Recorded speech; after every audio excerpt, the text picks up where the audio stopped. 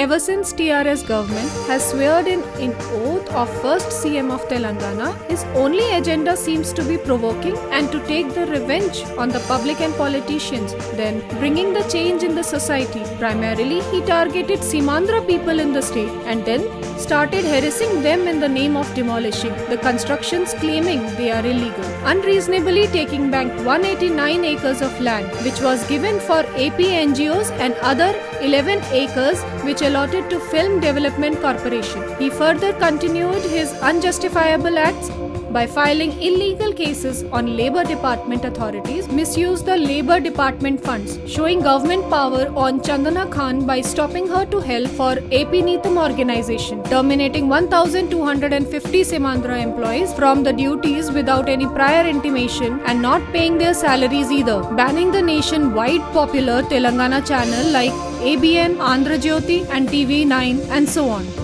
TRS government brought a new rule which was unimaginable by many, that people who settled in Telangana before 1956 are considered as local citizens and they are allowed for Telangana subsidies.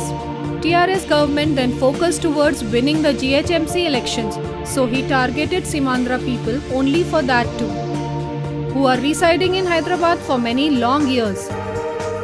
Nearly 5 to 6 lakhs voter IDs have been validated for Simandra people, and only in Kukatpalli constituency alone, around 2 lakh voter IDs of Simandra people were voided from voter IDs list. This clearly shows that TRS government and its act are in favor of their deed but not for the people. People are worrying that if these acts are continued by Telangana government by splitting the people by taking region name, then the lives become miserable and the development is definitely hampered in the state, rather coming forward to fight against the current government mischievous acts. This continues, then most of the Simandra people and the businesses established by them will move out of Hyderabad within no time, then the development will be ruined. It is also shown that the economic growth of Hyderabad is affected very badly